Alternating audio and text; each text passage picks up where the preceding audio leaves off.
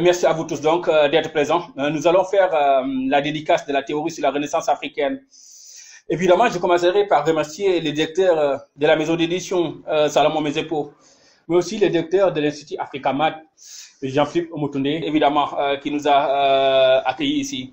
Et à vous, évidemment, aussi, ensemble des étudiants. Donc, voilà, nous allons parler de la Renaissance africaine.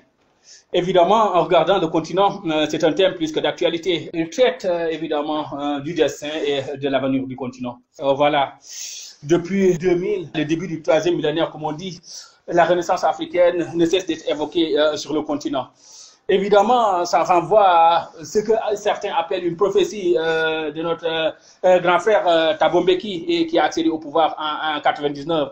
Il disait le 21e siècle serait africain. Donc voilà, ce n'est pas du hasard si depuis 2000, évidemment, début du 21e siècle, la Renaissance africaine est évoquée à peu près partout dans le monde.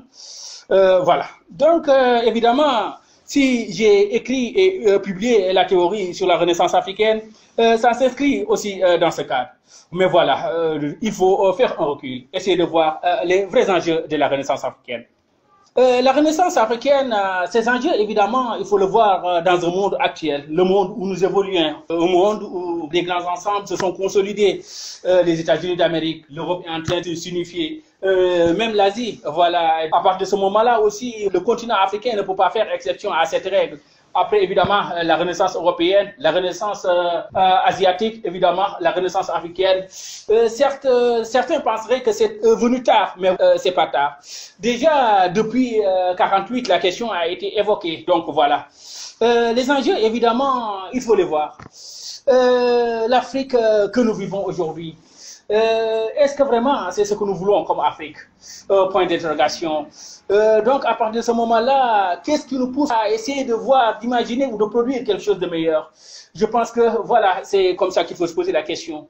Si, évidemment, le sort de l'Afrique ou de l'homme africain a évolué de trois manières différentes, il faut essayer de voir et d'analyser. Évidemment, il faut le voir, le continent d'aujourd'hui, le continent d'hier et le continent d'avant-hier. Voilà, donc il faut commencer évidemment par bien avant la colonisation et l'esclavage, ce que c'était l'Afrique. L'Afrique, évidemment, c'était des sociétés bien organisées, bien structurées. Je commencerai par vous donner l'Égypte pharaonique. Vous me direz, berceau de la civilisation. Évidemment, l'Égypte pharaonique était une société bien structurée, bien organisée. D'ailleurs, d'où évidemment le terme berceau de la civilisation. C'était une société, évidemment, africaine et négroïde, comme l'a démontré le professeur Cheikh Anta Diop. Donc voilà, même si aujourd'hui des savants occidentaux remettent en cause cette question, ça montre au moins que voilà, au moment où rien n'existait encore comme quelque chose de structuré et quelque chose d'organisé, les sociétés africaines étaient déjà organisées, voilà.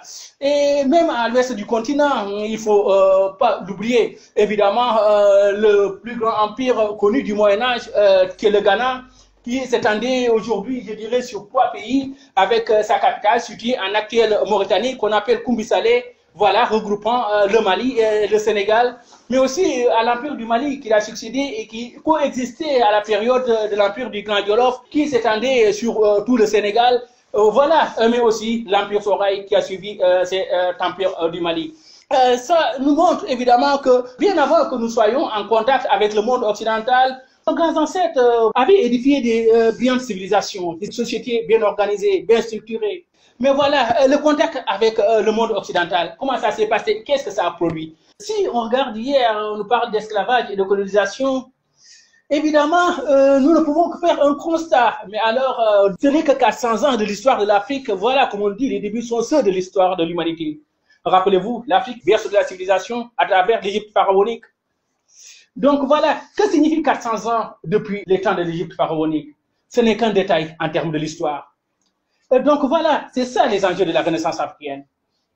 Vous faire comprendre qu'en fait, si on vous dit que vous étiez, vos ancêtres, une partie de vos ancêtres étaient des esclaves, si on vous dit que vous êtes déportés aux Antilles parce que c'était ça, le commerce triangulaire, si on vous dit que l'Afrique, dans son ensemble, à l'exception de quelques États, a été colonisée, certes, ça fait mal, mais voilà, quand même, c'est à vous de trouver au fond de vous-même les énergies qui vous permettent de remonter cela.